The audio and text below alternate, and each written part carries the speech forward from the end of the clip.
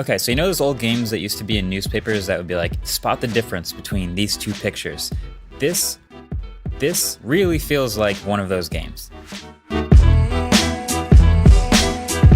So we have a new Pixel phone, ladies and gentlemen, not the Pixel 6. So this was the often rumored, but definitely not canceled Pixel 5a.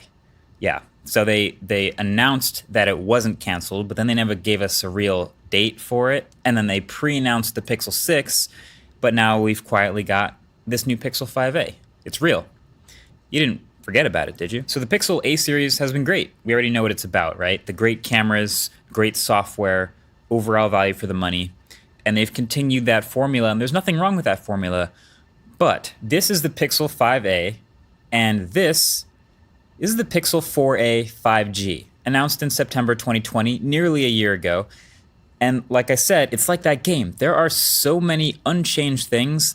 This has got to be the smallest year-over-year refresh I've ever seen between phones in my life. So here, let's just go over all the things that are exactly the same, okay? So it's the same exact specs as last year, Snapdragon 765G chip, same 6 gigs of RAM, same 128 gigs of storage, same 12 megapixel camera on the back alongside the same 16 megapixel ultra wide, same back mounted fingerprint sensor, same speakers, and same headphone jack. And it's got the same perfectly fine 18 watt charging and the same lack of wireless charging. So the natural question is, okay, it's a new phone. What is actually different? What do they change? So this is where the spotting the differences game comes in. You might have seen the color. Side by side, this is the easiest thing to spot. It is a slightly new color. Last year, the 4A 5G was just called just black. The new 5A is literally called mostly black. It's actually a slightly green cast to it, so kind of catches the light nice sometimes. But yeah, then it looks like a green phone, but it's mostly black. Then the 5A is actually slightly, very slightly larger. It's rocking a 6.3-inch 1080p 60 hertz OLED display instead of the 6.2-inch 1080p 60 hertz OLED display from last year. Same pixel density, same hole punch cutout, just a little bit bigger. And then from there, there's a bunch of nice little quality of life improvements. You might not ever know just from picking up the phone, but the longer you use it, the more obvious they would be. So the 5A has a metal unibody construction now instead of the straight polycarbonate from last year.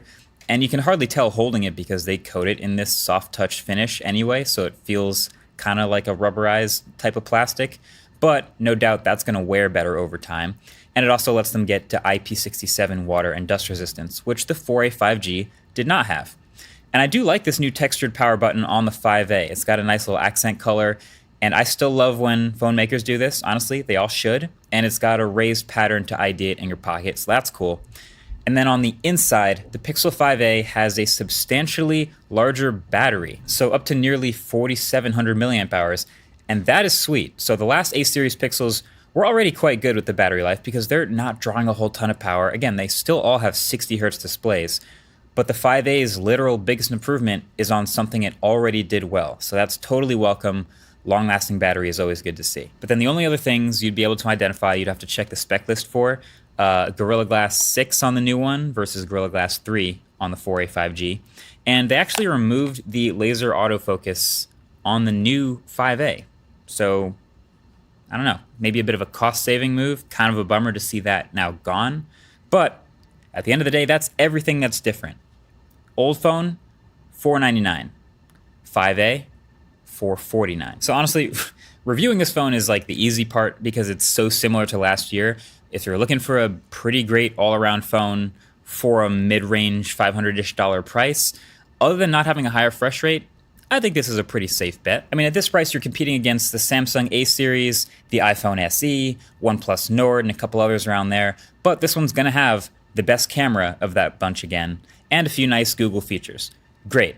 My bigger challenge was trying to figure out why. Like, why did Google just make almost the same phone 11 months later? Because it feels kind of pointless. But these companies don't do things for no reason. There's got to be a reason. So number one, I just feel like there is a pressure if you've started to do something year over year to just keep it updated. Even if it's not a big change, it's not a new chip, they didn't add that many features. But if you're just going to offer people the latest available, slightly better version, fine. But number two, this does have like some weird timing where it comes around the time where we're all now thinking about the upcoming release of the Pixel 6 with Tensor. They literally already pre-announced this new, more exciting Pixel phone that's coming. Of course, it'll be much more expensive. But that means their only choices really were to do this, or to not release a Pixel 5a at all, or to do 5a with Tensor first. So when you look at it that way, I guess it sort of makes sense that we ended up with this. I mean, you don't want to debut your custom new silicon design with a mid-range phone because then it inherits the reputation of mid-range silicon, possibly. You, of course, want to put it in the shiny new Pixel 6. So, okay, I get that. Makes sense. And that also likely would have been a bit too expensive for Pixel 5a. So I'm sure they just wanted to release Tensor with a new flagship Pixel. That's Pixel 6. What's funny is I'm actually pretty confident, based on conversations I've had with people at Google, that they really actually wanted to launch Tensor with Pixel 5. That's what they wanted to do. They wanted that all to line up, but things didn't quite work out, and so they ended up moving Tensor back and just pushed Pixel 5 out the door with whatever, just a Qualcomm chip that worked with it. It was a 765G. And so you might have noticed that phone also didn't have the neural core and that other custom silicon that's supposed to go with the 765G. It just kind of felt like it got rushed out. So now we're waiting for Pixel 6. So Pixel 6 will launch Tensor. Pixel 5a is potentially the last Qualcomm-powered, non-Tensor-powered Pixel phone. And so now I think the biggest question actually is, what is the future of the Pixel A series? What will they do with the next versions of this?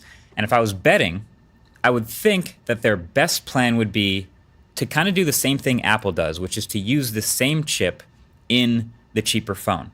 So what Apple did with the iPhone SE is they used the same chip that was in the iPhone 11. Seemingly overpowered, but obviously makes it much more future-proof.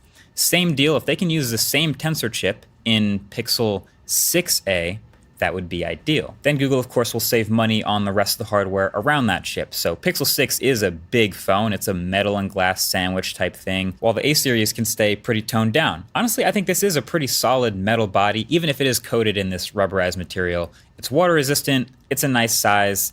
In a world of sub $500 phones, this body with a Tensor chip should be pretty good. Now, in order for all of this to work, we kind of still need Pixel 6 to do somewhat well. There's a lot actually riding on Pixel 6 doing well. We've heard this talk about them ramping up their marketing efforts and really trying on this Pixel to sell a lot of them. But the reason I bring that up is they want to sell a bunch so that they start making a lot of them in mass and manufacturing at a high scale so that the price of the chip starts to come down a little bit. And then it would make sense to make a cheaper phone, cheaper body around Tensor, and later ship a Pixel 6a. Because we don't really want a Qualcomm-powered 6a as much as we want a Tensor-powered one, I would think. So yeah, people love the A series, and Google couldn't resist dropping a minor refresh just to get a new, decent phone at this range out the door. Makes sense. There's a lot of people waiting for it. Now you have it. There you go. It's pretty good. But yeah, there's just a lot riding on Pixel 6 in Google land. That's what I'm excited for. Shout out to the sponsor of this video, ExpressVPN. So, quick question. How did you choose which internet provider that you use? Actually, I'll probably just answer that for you. You likely didn't have a choice, or if you did, you're pretty lucky because in most areas you don't have a choice. And so because these ISPs essentially have a monopoly over the areas that they serve, if they start doing things you disagree with, or if they start to track all the websites you visit, even when you're in incognito mode, what are you going to do, switch?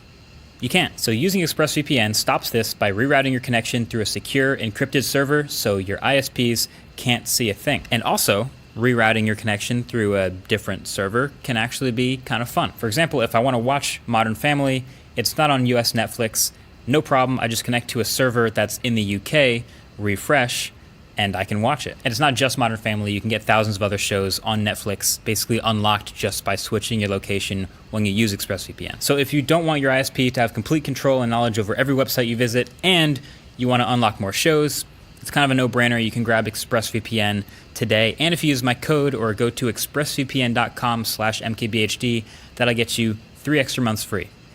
Thanks again to ExpressVPN for sponsoring this video.